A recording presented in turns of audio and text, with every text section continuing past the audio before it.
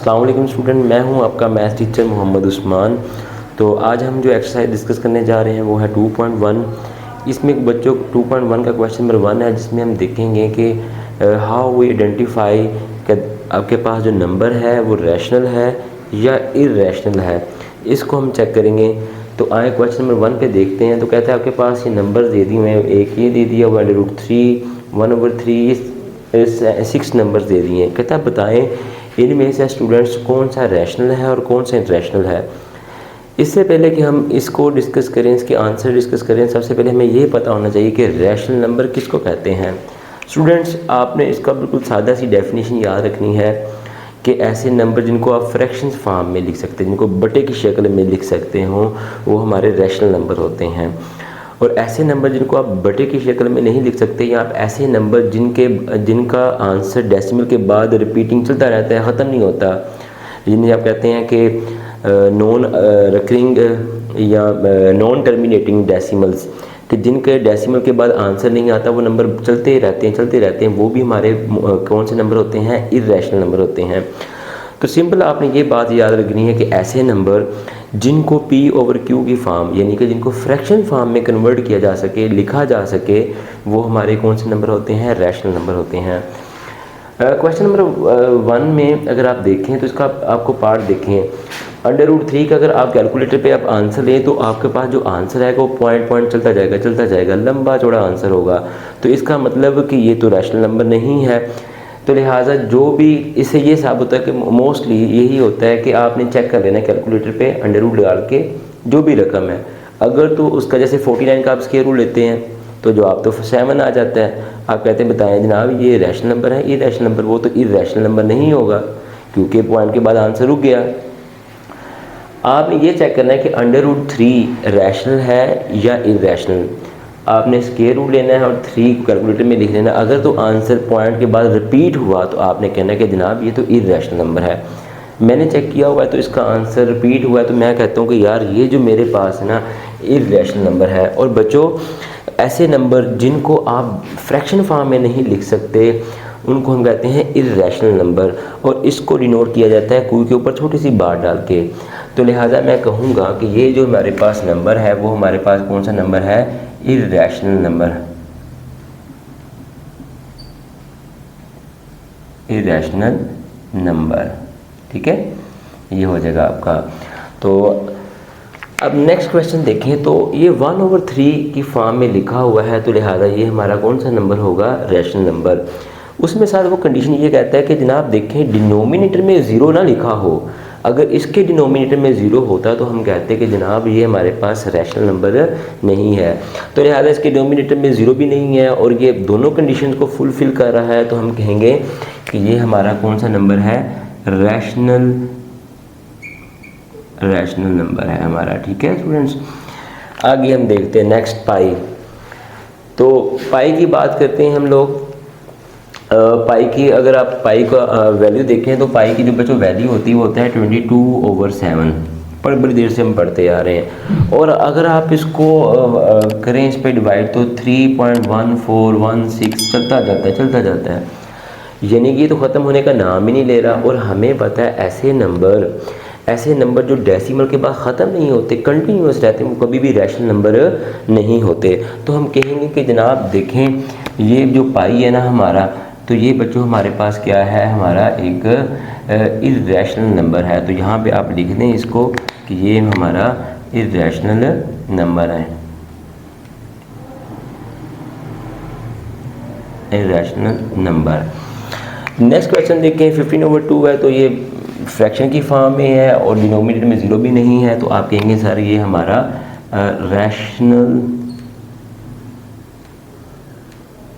Rational number है। Okay student, इसकी बात करते हैं। देखें 7.25, मैंने पहले कहा कि ऐसे नंबर जो डेसिमल के बाद रुक जाते हैं, मज़ीद डिवाइड हो नहीं चलते आगे, वो भी हमारे रैशनल नंबर होते हैं। और जो पॉइंट्स के बाद चलते जाएं, यानी कुछ रकम ऐसी होंगी आप डिवाइड करेंगे तो आंसर चलता जाएगा, आपके कैलकुलेटर पे लंबा चौड़ा आंसर आएगा, तो वो हमारे इर्रेशनल नंबर होते हैं। तो लिहाजा यहाँ पे आप देखें तो पॉइंट के बाद 25 पे आके रकम स्टॉप कर दी है। तो आप कहेंगे कि यार ये हमारा, और अगर आप इसको फ्रैक्शन फॉर्म में भी लिखेंगे तो जवाब आपके पास कुछ इस तरह आएगा 1/100। तो बेसिकली ये P/Q की फॉर्म में भी है और Q is not equal to 0, दोनों कंडीशन पूरी कर रहा है। कौन सी कंडीशन? ये वाली कंडीशन और ये वाली कंडीशन, दोनों कंडीशन पूरी कर रहा है। तो मैं कहूँगा जनाब ये तो मेरा रैशनल नंबर है, रैशनल नंबर। ओके, लास्ट इसका पार्ट है √29 है। ये आप लोगों ने चेक करना है, स्केल कैलकुलेटर लें अपना, उसमें 29 का अंडर रूट लें। अगर तो आंसर उसका यानी कि रुक गया, डेसिमल के 2, 3, 4 डिजिट के बाद रुक गया, आगे नहीं प्रोसीड किया, तो आपने समझ जाना कि ये हमारा रैशनल नंबर ही था। लेकिन अगर आंसर कंटिन्यूसली मूव करता रहा आगे की तरफ तो आपको पता लग जाना चाहिए कि ये रैशनल नंबर नहीं है, ये हमारा कौन सा नंबर है? Irrational number. मैंने चेक किया तो मुझे तो ये लगा कि इसका आंसर कंटिन्यू रहा है, तो लिहाजा मैं यहाँ पे लिखूँगा कि जनाब ये देखें ये मेरा कौन सा नंबर है?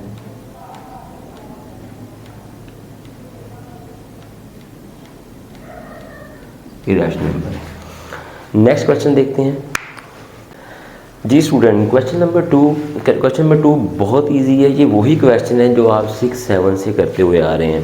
चलिए हम इसके 2 पार्ट कर लेते हैं, बाकी आप खुद कीजिएगा। कहता है कन्वर्ट द फ्रैक्शन, ये हमारे पास फ्रैक्शन है मेरा बेटा, कहता है इसको कन्वर्ट करें डेसिमल फॉर्म में। मोस्टली ये क्वेश्चन MCQs टाइप में ही आता है, तो बजाय आप वहाँ पे ऐसे फ्रैक्शन करें डिवीजन के ज़रिए, आप ऐसा करें वहाँ पे कैलकुलेटर से 17 को अंदर रखें, 25 पे डिवाइड करते तो आपके पास फ्रैक्शन में आंसर आ जाएगा। हाँ, अगर आपके पास ये क्वेश्चन शॉर्ट क्वेश्चन में आ गया तो फिर आपने इसको कैसे हल करना है, आइए देखते हैं। तो मेरा बेटा अगर आपके पास ये शॉर्ट क्वेश्चन में आ गया तो फिर आपने ये वाला पूरा प्रोसेस करना जो करने जा रहे हैं हम लोग। 17 को आपने अंदर रखना है, ऊपर वाली रकम हमेशा अंदर आती है, और 25 आपका बाहर आ गया। अब आपको पता है 25 की टेबल में 17 तो आते ही नहीं। अब आप क्या करेंगे? आप कहेंगे जी मैं यहाँ पे पॉइंट लेता हूँ और यहाँ पे इसका 0 आ जाता है। अब 25 का टेबल पढ़ता हूँ, यहाँ तो 170 आ जाए, यहाँ इससे कहीं आ जाए छोटा आ जाए। अच्छा जी, 25 5 बार 125 और 25 6 बार 150 आ गया जी बेटा। कितने बचे? 20 बचे। ठीक हो गया। तो हम एक 0 और लगा लेते हैं इसके साथ।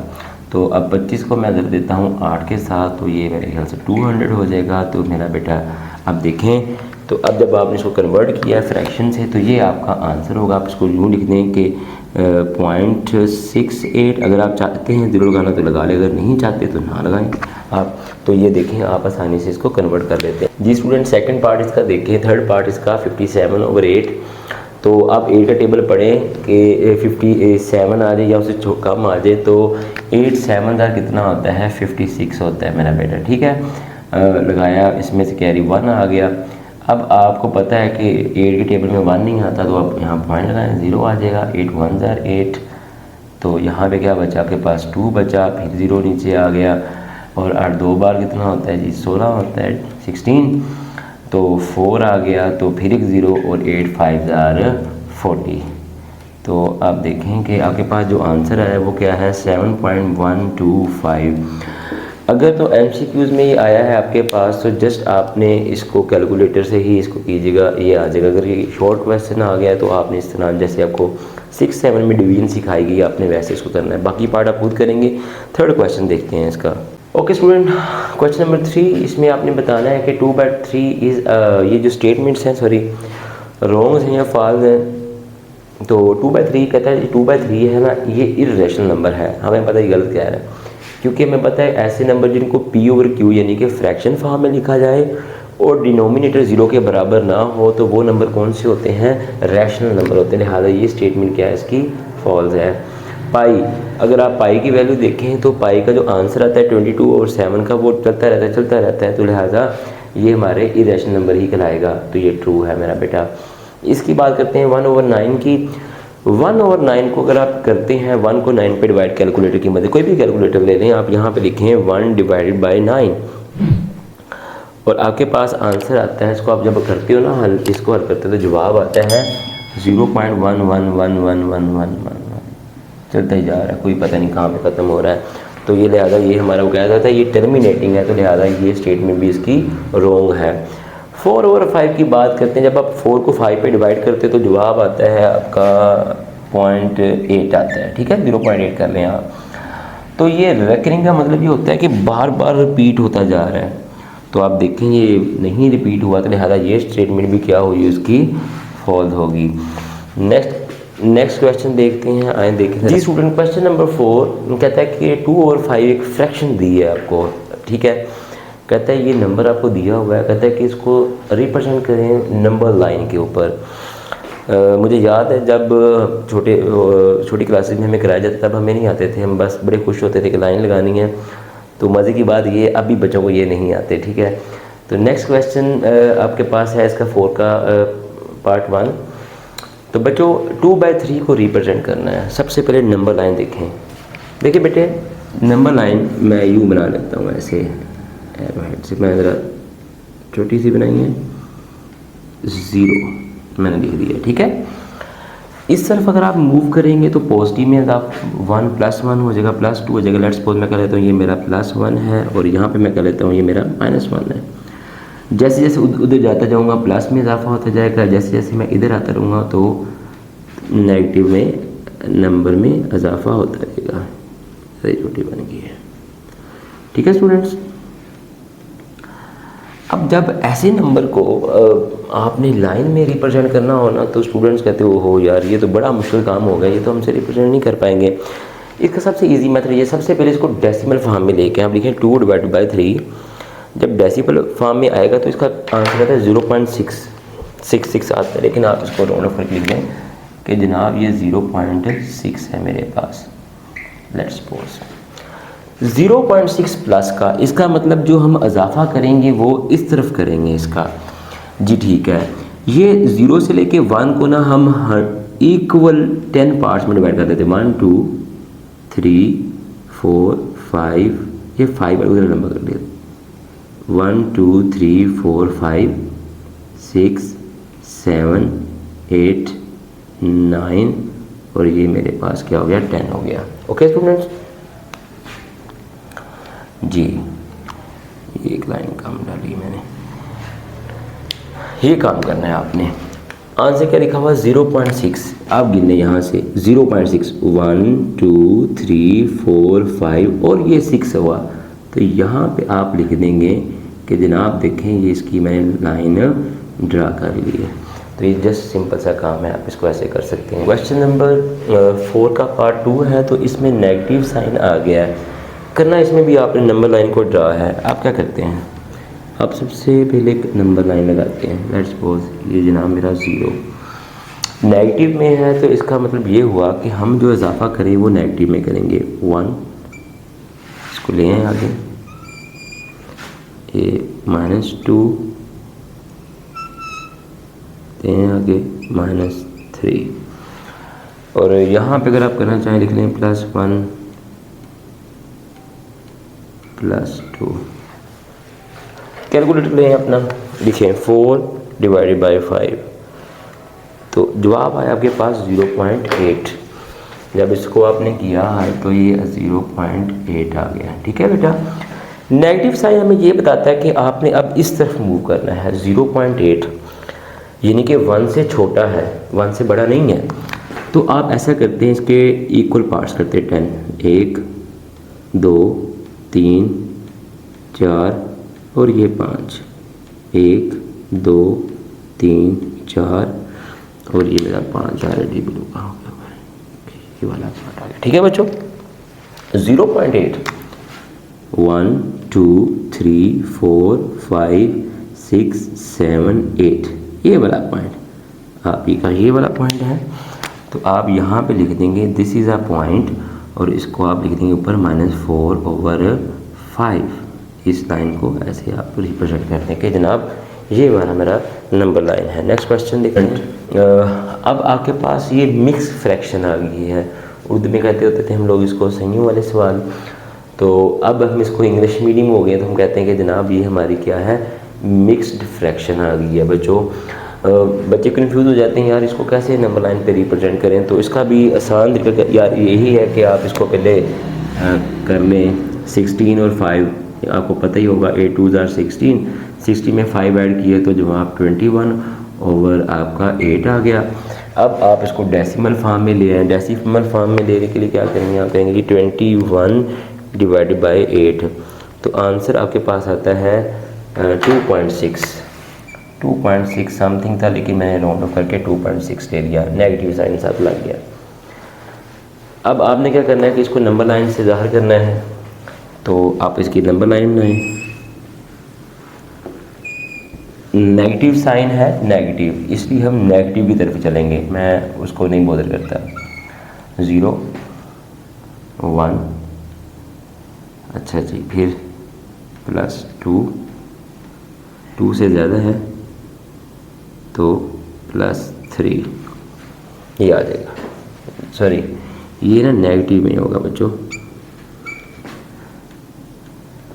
नेगेटिव, और ये आपका इस तरह आपका +1 +2 एंड सुन कर चलता रहेगा। -2.6, ये 1 ये 2, 2.6 यानी कि 2 से आगे वाले नंबर, इन लाइनों को 1 2 3 4 ये 5 वाला ज़रा लंबा कर देते हैं, 6 7 8 9 और ये 10।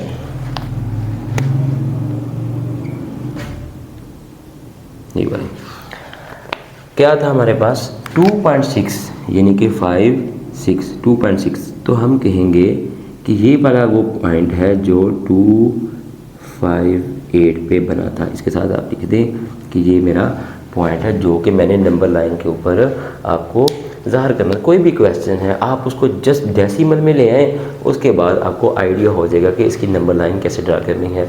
बाकी क्वेश्चन भी सेम ऐसे हैं। अगर नेगेटिव साइन यहाँ पे ना होता तो मैं इसको उस तरफ बनाता, अब चूँकि इसके साथ नेगेटिव साइन था लिहाजा मैंने इसको इस तरह बनाया। बाकी क्वेश्चन है आप लोगों ने खुद प्रैक्टिस करनी है। इन केस आपसे नहीं होता तो आप कमेंट्स में लाजमी में बताइएगा, मैं उसका दोबारा आपको उसका सोल्यूशन सेंड कर दूँगा। नेक्स्ट क्वेश्चन देखते हैं इसका जी स्टूडेंट, क्वेश्चन नंबर 5।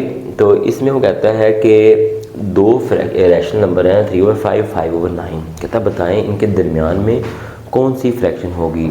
जब भी आपने एवरेज मालूम करनी हो, दो रकमों के दरमियान वाला नंबर मालूम करना हो, उन दोनों को जमा करो और 2 पे डिवाइड कर दो, ठीक है। आपको पता चल जाएगा इनके दरमियान में कौन सा नंबर आ रहा है। वही काम जो हमने वहाँ पे सीखा था वही हम यहाँ पे भी कर देंगे। हम कहते हैं कि जनाब मैं दोनों को सम कर देता हूँ, किनको 3/4 + 5/9 और नीचे 2 पे इसको डिवाइड करता हूँ, ठीक है। तो अगर नेक्स्ट स्टेप आप क्या करेंगे मेरा बेटा, आप थोड़ा सा इसको कर लेते हैं हाल इसको। 9 4 36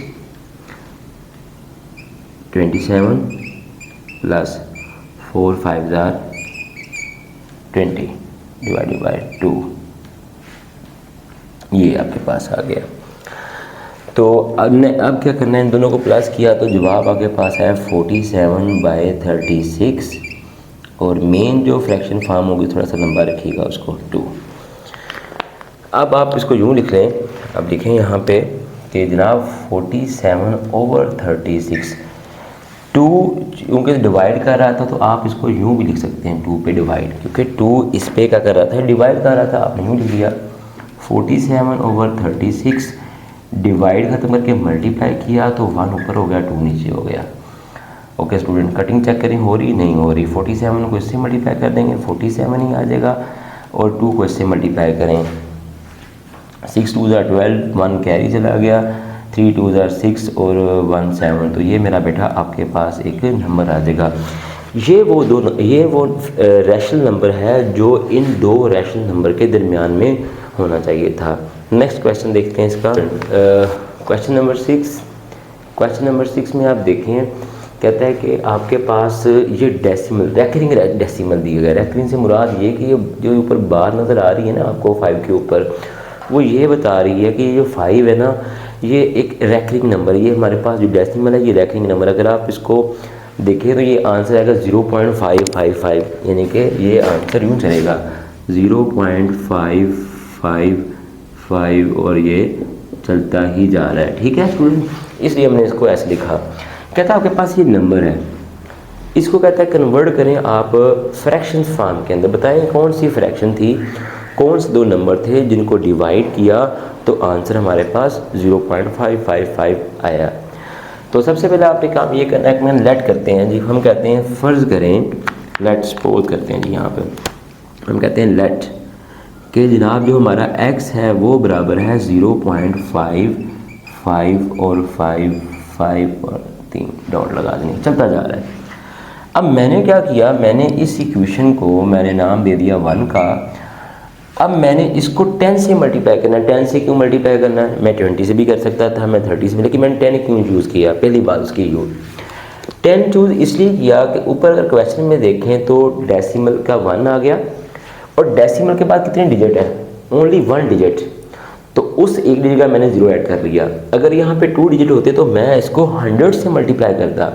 अब क्योंकि यहाँ पे डेसिमल के बाद एक ही डिजिट है तो लिहाजा मैं इसको 10 से ही मल्टीप्लाई करूँगा। जब मैं इसको 10 से मल्टीप्लाई करूँगा, मल्टीप्लाइंग बाय 10, 10 इधर दी तो इसको ये 10x हो जाएगा। और जब मैं इसको 10 से इसको पहले आप लिख लीजिए, पहले 0.55 और ये चाहे 3 लिख लें, 2 लिख लें, जितनी मर्जी लिख लें, 5। जब ये मल्टीप्लाई हो जाएगा तो आंसर आएगा आपके पास 5.555, क्योंकि ये चलता जा रहा है तो ये तो वही रह जाएगा आंसर। ठीक है स्टूडेंट्स, 55, ठीक है, ये आपके पास 10x आ गया। हम कह देते हैं यार ये मेरी तो इक्वेशन नंबर क्या आ गई, 2 आ गई जी स्टूडेंट। अब अगला काम क्या करना है, बहुत इजी क्वेश्चन, आगे पार्ट रह गया बस थोड़ा सा। आपने क्या करना है कि 10x में से इस इक्वेशन को माइनस, यानी कि इस इक्वेशन को क्वेश्चन 2 को क्वेश्चन 1 में से माइनस कर दें आप। 10x is equal to minus, sorry यहाँ पे आप लिख लें 1x is equal to 10x के आगे कौन सी रकम, ये वाली थी, तो यहाँ पर लिखें 5.5555, नेगेटिव साइन तो 0.555 और ये नंबर चलते जा रहे हैं आपके पास। इन दोनों को हल किया तो जवाब आया मेरे पास 9x। अब जब मैं इनको हल करूँगा तो मेरे पास आंसर आता है ओनली 5। तो मैंने तो x मालूम करना है, तो 5 डिवाइडेड बाई 9, तो मेरा बेटा ये मेरे पास वो आंसर होगा। अगर मैं इन दोनों को डिवाइड करूँगा ना तो मेरे पास आंसर 0.55 आएगा। अब आपने जब ये निकाल लेना है ना तो आपने अपना कैलकुलेटर पकड़ना है। कैलकुलेटर पे आप लिखना है 5 डिवाइडेड बाई 9। तो अगर तो आपके पास कैलकुलेटर में वो रिपीटिंग इस तरह आ जाएगा 0.55, तो इसका मतलब कि आपका आंसर ठीक है। एक नेक्स्ट इसका पार्ट करते हैं जी स्टूडेंट। इसका सेकंड पार्ट है, तो इसमें आप देखें 0.1313, यानी कि अब जो नंबर रिपीट होगा वो 3 नहीं होगा, वो 131313 रिपीट होगा। यानी कि मैं ये कहना चाह रहा हूँ कि जब मैं इसको ये बार ख़त्म करता हूँ तो ये रैंकिंग में मेरे पास 131313, थोड़ा सा मैंने खुद ही डिस्टेंस क्रिएट किया, आपने नहीं इतना ज़्यादा करना, और 3 डॉट लगा देने कि ये चलता जा रहा है, चलता जा रहा है, रैंकिंग है, रिपीट हो रहा है। अब वही सवाल कि जनाब बताओ ये कौन सा फ्रैक्शन फॉर्म है जिसको आपने डिवाइड किया, जवाब आपका चलता ये आ गया। तो हम यहाँ पे लेट करते हैं कि फ़र्ज़ करें कि जनाब मैं कहता हूँ मेरे पास कोई x रकम है जो कि इसके बराबर 0.131313 एंड सो चलती जा रही है। अब मैं मल्टीप्लाई करता हूँ, इसको 10 से करूँ या 100 से, बताएं। मल्टीप्लाइंग बाय 100 क्यों, 10 क्यों नहीं, 10 इसलिए नहीं कि यहाँ पे आए डेसिमल का 1, डेसिमल के बाद कितने डिजिट है बच्चों, 1 2 2 0, तो इसलिए मैं इसको 100 से मल्टीप्लाई करूँगा जी। जब मैंने आप इसको 100 से मल्टीप्लाई किया तो ये हो जाएगा 100x is equal to 100 multiply 0.131313 and so on. ये आ जाएगा आपके पास 100x इज इक्वल टू 13, ये आगे आ जाएगा। और आप कैलकुलेटर पे कर लीजिएगा इसको, बस 1313 करके लिखेंगे ना तो आगे बेशक ना लिखें, तो जवाब आएगा उसको लिख लिया 131313 और ये फिर चलना शुरू हो जाएगा आपके साथ। इसको नाम देने इक्वेशन नंबर 1 का, इसको नाम देने इक्वेशन नंबर 2 का। आगे क्या करना है आपने, इक्वेशन 2 में से 1 को सब्ट्रैक्ट करना है। हाँ जी, तो आपने क्या करना है जी, इक्वेशन 2 क्या है, 100x, ये वाली 100x को इसको -x से किया, ये वाली यहाँ पे लिखें आप 13.13 1 2 3 dot negative sign 0.13 and so on. बच्चों जब इन दोनों को सब्ट्रैक्ट किया तो मेरे पास 99x आ गया, और जब मैं इसको कैलकुलेटर में लिखूंगा, बच्चे कहते हैं ये कैसे लिखेंगे, आप 13.13 दो दफ़ा लिख के ना उस 0.13 में से माइनस कर दीजिएगा, ठीक है ना, आप ना ज़्यादा लिखिएगा रकम, तो आपके पास आंसर आएगा ओनली 30। जी स्टूडेंट, x यहीं पे रहा हमारा 13 और ये इधर आके डिवाइड हो जाएगा, तो ये आपके पास आपकी रिक्वायर्ड फ्रैक्शन फॉर्म आ जाएगी। इसी के साथ आज की वीडियो अपने ख़त्म पर पहुंचती है। अल्लाह ताला से दुआ है कि अल्लाह ताला आपके इल्म में इजाफ़ा फरमाए। आमीन। अल्लाह हाफिज़।